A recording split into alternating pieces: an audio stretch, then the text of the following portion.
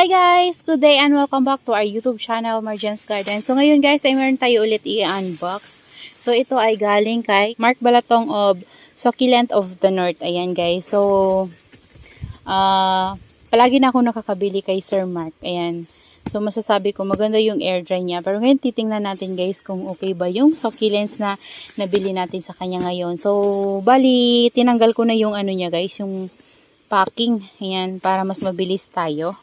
Ayan, so ilalagay ko na lang guys yung page ng seller natin dyan sa taas. At ilalagay ko yung Facebook link ng kanilang Facebook page sa description box guys. Para if ever na magustuhan nyo yung succulents ni Sir, mas mabilis nyo po silang mahanap. Puntahan nyo lang po yung description box natin at makikita nyo po doon yung link ng kanilang Facebook page. So, let's start! Yan, excited ako guys. Yan, napakainit ngayon. Kaya dito tayo nag-unbox. Ayan. Oh, may ano agad guys, oh. Free apus. Wow, thank you Sir Mark. Free apus. Ayusin ko lang guys. Meron tayong free. At apus yung name. So, tatabi natin yung name para alam natin kung ano pangalan ng succulents natin. So, ayan o, dalawa yung free ni Sir. Thank you Sir Mark. Napakabait talaga guys ni Sir Mark. Ayan. Trusted seller din yan guys. Yan yun din yung lagi kong nabibila ng succulents. Ayan. So, meron lang si Apus. Ayan, na ganyan. Pero okay naman siya guys. Bali, patuyo siya. Nag-yellow siya, patuyo, pero hindi siya guys, so nagwa-watery, hindi siya. Yan. So, tatanggalin na rin natin yan. Yan. So, hindi talaga maiwasan yan kapag, uprooted yung succulents at saka LBC pa yung pinapadalan, diba? So, pero hindi pare-parehas guys. Meron talaga yung magaling mag-air dry. Ito okay naman siya guys. Hindi naman siya nagwa-watery. Ayan. Free sa atin ni Sir Mark. Thank you so much, Sir. Ayan. Next natin. Ito ulit yung free Madiba. Free Madiba. So, ilalagay natin yung name para kapag nagtanim ako guys, hindi ko makalimutan. Ayan, siksik niya lang natin dyan sa So, dapat pala ganun, no? Kapag bumili tayo ng succulents, mag-request tayo maglagay ng name para yung hindi natin kilala, mabilis natin ma-identify. Ayan, Madiba. Ay, naanuhan si Madiba. Nag-curly guys yung leaves niya. Kahit ang liit-liit pa niya. Ayan o, nagka-curly. Thank you so much, Sir Mark. Yan, marami tayong Madiba, pero maganda to. Thank you so much, Sir Mark. Yan, next natin. So, kunin natin yung dito muna sa side na to, guys. Para kapag nilagay natin yung succulents, hindi na muna natin gagalawin. Yan, kasi guys, hindi ko ata sila matatanim agad ngayon kasi maghahalo pa ako ng soy mix. Yan, si Madiba. Tapos si Apus. Yan, dito tayo sa isa. Okay na okay yung air dry guys. Yun lang si Apus, yung free sa atin ni Sir. Medyo may nag-yellowish pero hindi siya nagwa-water. Kaya okay lang yun. Ito guys, si Snow Peach. Ayan, alam ko si Snow Peach to. Parang may fungus. Ayan o. Ayan, nag-black spot siya guys. Kita nyo ba guys? Yan. Parang may fungus. So, sprayhan natin to ng fungicide. Ayan. So, kulubot na rin siya. Ayan. So, next natin. Kailangan talaga guys, kapag may bago tayong succulents, ugaliin na natin yung mag-spray ng fungicide kasi habang nasa sila guys, nasa box papunta sa atin, hindi maiwasan yung nagkakaroon sila ng fungus. Hindi naman lahat guys, pero meron talagang ganun. Lalo na ngayon guys na mainit. Yung sobrang init ngayong summer. Kapag bibili tayo ng succulents, hindi maiwasan din yung nagkakaroon sila guys ng fungus. Kaya para ingat na lang din guys, mag-spray tayo ng fungicide pag dumating sa atin yung succulents natin na bago. Para hindi mahawaan yung natin, mga dati pang succulents. So ito guys, nabili ko lang to ng 20 pesos. Ayan, so bali dalawa to. Yan, si Purple Delight na cuttings. Yan, 20 pesos lang to. Kinuha ko na. Yan, no, kasi 20 pesos lang naman. Ayan. So, meron pa nga dun si Sir 3 for 30 pesos. Cuttings din siya ng Purple Delight. Pero, yan na lang yung kinuha ko. Kasi may nagmine na dun eh. Pero tingin ko parang 2 sets yung available dun guys, ni Sir Mark. Kaso, ito na lang yung kinuha ko. Oh. Ayan. Ang galing guys ni Sir Mark napakalinis. Balot. Ayan, mag-wrap. As in yung tissue, ginanon niya oh. Yan. Tapos, sa kanya inikot. So, secure na secure talaga yung natin. Hindi tinipid sa tissue. Ayan. Kasi yung iba, diba, ka-open lang yan ganun. Tapos, i-wrap lang ng konti. Ganun, okay na. Ayan. Pero si Sir, hindi. Ayan oh.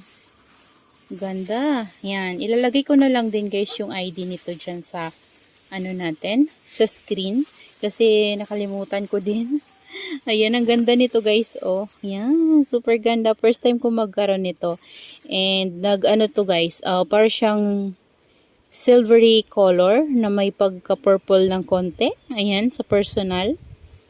Yan. Para siyang may pagka-silver.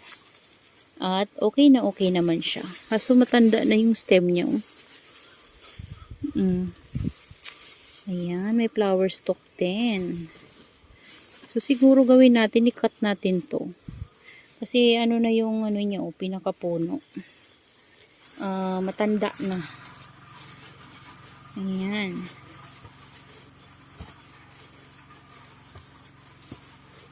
So dito natin siya. Laki niya Laki pala niya guys. So ito. Yan. Tingnan natin. Excited ako guys.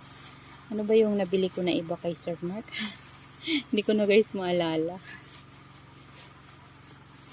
Yan. Kung may nagugustuhan lang talaga ako guys. So minsan wala na akong ibang gusto. Nagdadagdag na lang kasi kailangan talaga dagdagan kasi nga sayang yung shipping. Diba? Kung ilalagay lang naman guys sa sa mini box, 95 din guys yung bayad ng shipping nun. So gawin mo ng small, magdagdag ka na lang. Sayang din kasi guys yung shipping. Yan. So hanapin mo lang yung mura-mura. Ganun lang naman yun guys yung ginagawa ko kapag may gusto talaga ako. So ito si Lovely Rose. Ayan, akala ko variegated siya. Alam, may pagka-variegated to guys eh. Kaso lang, nagda-dry na yung mga leaves na iba. Ayan, yung mga ganyan niya guys. So, may ganyan siya. May pagka-variegated to siya. Para siyang ang labas niya dito guys is monstrous na. Ayan kung titingnan nyo maigi. Hindi pala siya variegated yung dito niya banda. Para siyang monstrous, monstrous Lovely Rose. Ayan kasi mayroon siyang mga lining na ganyan. Yan guys, so yan yung mga lining niya na yan. Akala ko variegated siya. So may pagka-variegated kasi siya guys. And variegated yung sabi ni Sir eh. Ayan, siguro ito yung mga nag-dry niya Yan yung may mga variegation. Kaso ininuman niya na. Ayan. So tingnan natin. And magta-try ako mag-propagate nito. Baka sakaling may lumabas na variegated. Kasi nawala na ata yung variegated niya guys. Hindi maganda yung variegation niya. Ayan, so may tingin ko sa kanya guys is monstrous na Lovely Rose. Ayan. Ayan siya. So okay siya guys. So kasi medyo maselan si Lovely Rose guys sa shipping. And ito okay siya. Ayan yan lang yung niya. May mga lining siya na ganyan. May mga red. Ayan, ganda. So, next natin, ilabas ko lang guys yung yung iba nating succulents. Labas lang natin. Ayan. Ito tayo. Ito. And may last na pinost si Sir Mark guys is yung mga ano lang, mga affordable lang talaga. Merong, yun nga, tag 20 pesos na yun, cuttings. And then, 35 pesos. Yun, meron nga 25 ata yun guys eh. Kaso paunahan lang din guys. Ayan. So, ito, si Pretty and Pink. Ayan, makahoy na siya guys. And, nabili ko siya ng 35 pesos. Ayan, si Pretty in Pink. Para siyang Tinkerbell, no? Ayan, pero Pretty in Pink to guys, na makahoy. Ayan. Pretty and Pink. So, yung Pretty and Pink ko, meron akong Pretty and Pink. Na ano siya guys, nasira siya dati, pang tagal na kasi nun guys eh. Tapos marami akong na-propagate na leaves sa kanya. Meron pa naman hanggang ngayon, kaso lang, nilagay ko siya sa naulan-ulanan dati. Nangyari, nag-ano yung leaves niya. Yan, pero mabait guys si mabait si Pretty in Pink sa lowland. Ewan ko, nagkaroon lang talaga ng problema yung akin. So, hindi naman kasi talaga pare-pareho yung nakadepende pa rin yun sa succulents natin. Kahit na mabait yan, guys. Ayan. Kaya, bumili na lang ako ulit sa kanya. Ayan. Ano lang naman to guys, oh. Mura lang naman. Ayan. I-try natin ulit.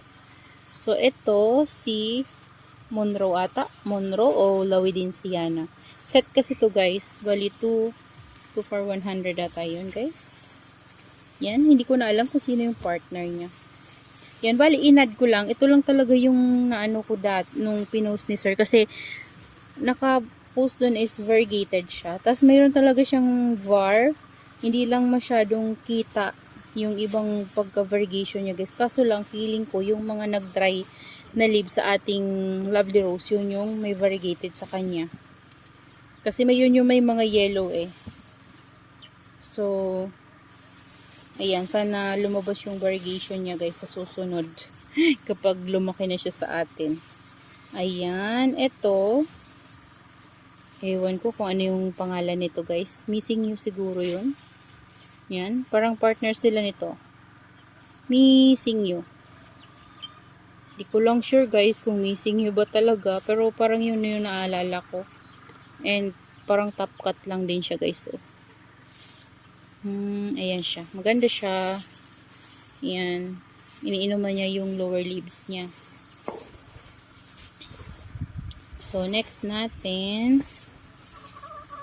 Ayan, ayusin lang natin, guys. Ayan.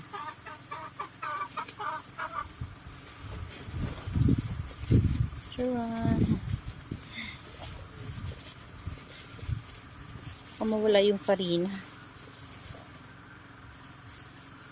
Ayan, ito yung isang cuttings. Maganda yung guys yung cuttings na Purple Delight ni Sir Mark. Kasi yung lalaki yun, purple na purple talaga sila. So, kung gusto niyo bumili ng Purple Delight, mura lang kay Sir guys yung cuttings. Parang 10 pesos lang isa kasi 20 pesos yung dalawa eh. Ayan.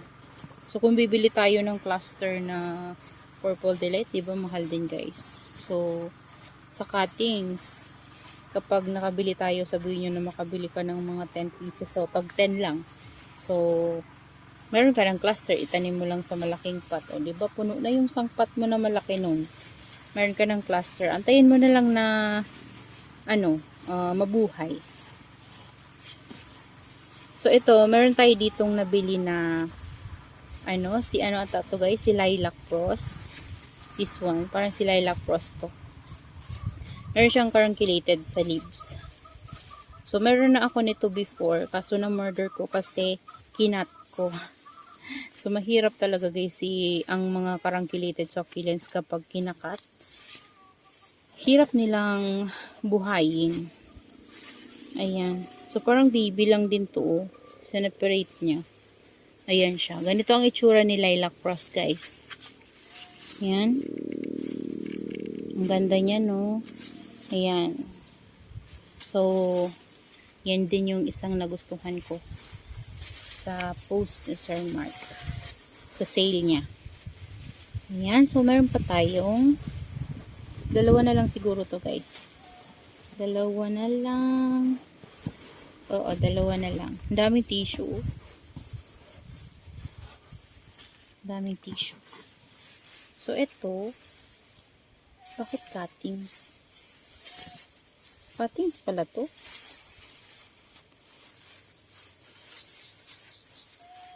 Ayan. Cuttings pala to, guys. Ano to? Akala ko hindi to cuttings. Wala naman nakalagay si Sir na cuttings to.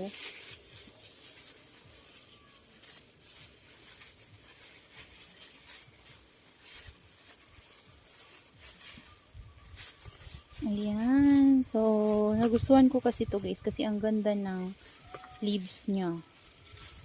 Ayan, oh. Charan. Ganda, no? Na-deform lang. Kasi kulubot na. Oh. Ayan. Ganda niya, no? Yan. Kaso cuttings. Hindi ko alam na cuttings. Hindi niya nilagay na cuttings to. Sana mabuhay ko siya. Yan. Ganda niya, guys, oh. Sana mabuhay ko, guys. Kasi cuttings. First time ko magkaroon ng ganyan. So, nagustuhan ko siya kasi meron na tayong ano, diba? Kamukha niya si... Sino ba tawag nun? Ano ba tawag nun? Si Napoleon's hat. Yan. Parang ganito rin yung dahon niya. Si Napoleon's hat. Pero ito, ang shape niya is parang... Ayan, may shape. Basta yung ano niya. Yung leaves niya.